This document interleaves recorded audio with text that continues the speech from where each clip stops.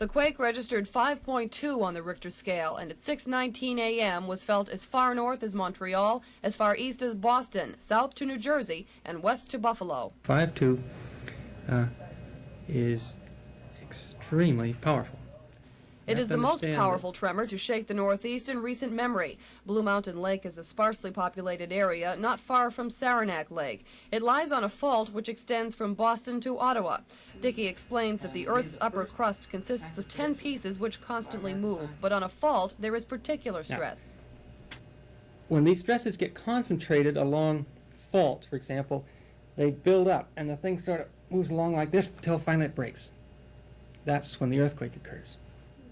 Dickey is eager to find out if the Lamont Geological Laboratories in downstate New York predicted the tremor. In 1973, they made the first accurate prediction of an earthquake, which was also at Blue Mountain Lake, and registered only 3 on the scale.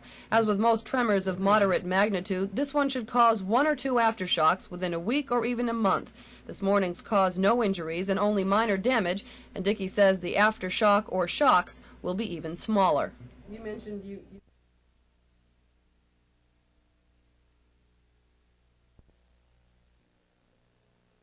It was a rude awakening. At 6:19 a.m., an earth tremor measuring 5.2 on the Richter scale shook people in their beds, knocked dishes off their shelves, and in some cases did damage to homes.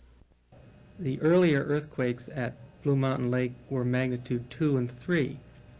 Magnitude 5 is 100 times more powerful.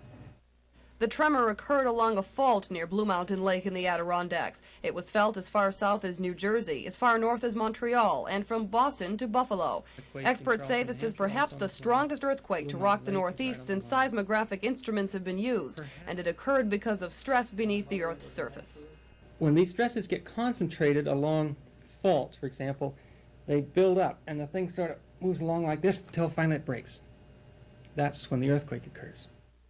Area law enforcement and news agencies were flooded with calls this morning. Perhaps because of the hour, many Central New Yorkers say they were alarmed and frightened. Well, the whole building was shaking, and the cupboards were shaking and rattling in the kitchen and everything. And my daughter was in the bathroom screaming at me, "Are you shaking the house?" And I said, "No." I wasn't sure at first. I was half asleep, but when I realized what was going on, it was pretty frightening. It's not the kind of thing you want to wake up to in the morning. Believe me, waking up thinking the world is ending today. I thought it was thunder at first, and then when it kept going, I said, "Oh my God, what's going on?" It was weird. If you slept through this earthquake, as many people did, there's a chance you may feel one yet. Dickey says that aftershocks are common with tremors of this magnitude. They can occur up to 1 month later, but are usually much smaller than the first. Maureen Green, News Center 5.